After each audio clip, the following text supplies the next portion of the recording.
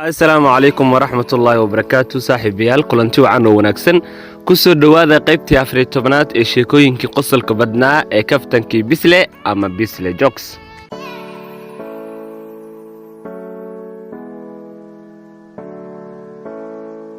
sheekadeenna maanta ugu horreysa waa kii libaaxa gabadhaadu qurux badan oo ciyaalka xaafadda ay wada rabeen inay shukaansadaan baa waxay jecleed in looga sheekeeyo sheeko baadiye iyo libaax oday sheeko baadiyaha si fiican u yaqaan baa habeen kasta marduuf jaada la soo ag fadhiista oo uga sheekeeya libaax baan rig ka dhigay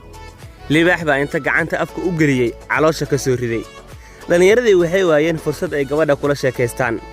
maalintii dambe mid ciyaalka xaafadda ah baa u fikiray oo rubac jaad ah la soo ag fadhiistay markaas buu sheeko wuxuu ka bilaabay hadda ka hor baan libaax dhadig ah yacni naag ah duurka isku helnay markaas baa intaan hor istaagay shaatiga guluusyada u furtay markay ay aragtay xabadkeeda tinta ku taalla bay seexatay anigana dabadan lugta uga salaaxay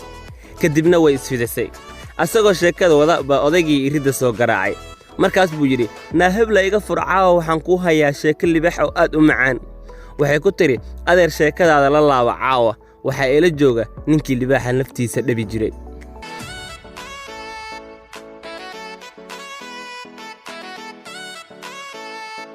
sheekada xigta madaxa wada cuna waagii boosaaso loo shaqo tegi jiray baa waxaa boosaaso tegey nin iyo naagtiisa oo reer koonfur ah mar kasta way isdagaalaan maalintiin dambe waxaa ku soo baxay oday ay guri ka degganaayeen markaas buu weyddiiyey waxay isku haystaan gabadhii baa tidhi adeer ninkan madaxayga ha la iga qaado yacni ha la iga furo odaygii reer bariga ahaa oo aanan fahmin waxa la isku haysto baa yidhi adeer gabadha iyo adiga madaxa wada cuna ama u daa ayadaa dumar ah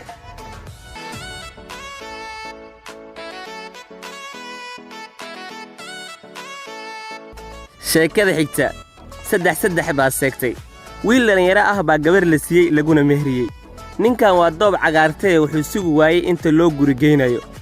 habeenkii loo gurigeyn lahaa subaxdeedii baa wuxuu uga soo galay moorada xerada ariga ee ka foofin lahayd ayadoo ku jirto markaas buu kufsaday gabadhii oo aad u naxday baa afka furatay hooyadeed baa qayladii ku soo baxday markii ay aragtay xaaladda meesha ka jirta islaantiina dhinaceeda bay ka yeertay waxaa buuqii ku soo baxay odayga gabadha dhalay islaantana qabay markaas buu yidhi saddex baa seegtay wiilkan waxaa seegtay inuu sugo ileen caawa buu ku taagan lahaaye 2 gabadhana waxaa seegtay inay iska aamusto ileen caawa baa lagu taagan lahaaye 3 islaantana waxaa seegtay inay iska aamusto dadkan caawa bay isku taagan lahaayeen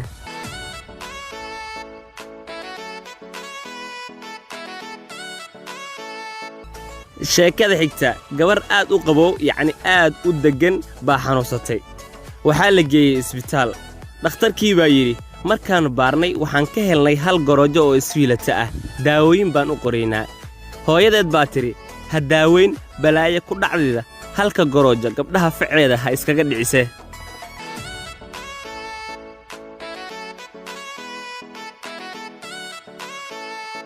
sheekada xigta sheekadii baan kuu dhammaynayaa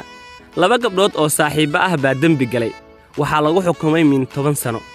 labadoodii waxaa lagu xidhay isku qol markii ay xabsiga ka soo baxeen oo gabar kasta dadkeeda u yimaadeen iyagoo ismacsaleemaynaya bay mid tidhi saaxiibay markaan guriga tago baan ku soo wacayaa sheekadii baan kuu dhammaynayaa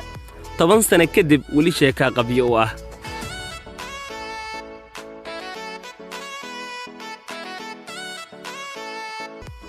sheekada xigta nin shiinees ah iyo gabar Soomaali ah gabar aad u dheer oo labalafood ah baa waxay guursatay nin shiinees ah oo aad u jabyar hooyadeed baa ku tidhi naa maxaad ku fashay waxaan raaska ah oo yaraanta badan gabadhii waxay tidhi hooye ilmo qurux badan inaan dhalo baan rabaa muddo kadib gabadhii baa uur yeelatay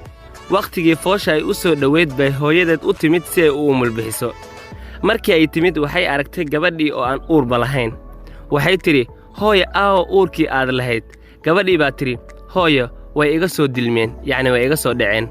islaantii kulahaa markii horeba waan ogaa in alaabta shiinayska aysan tayo lahayn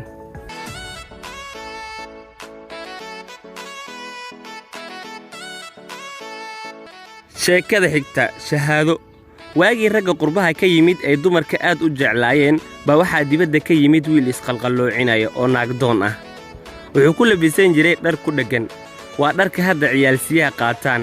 waagaasna ciyaalsiyaha dhar waaweyn bay xiran jireen ninkan wuxuu dhexda iskaga soo caymiyaa surwaal iyo shaati ku dheggan oo isku eg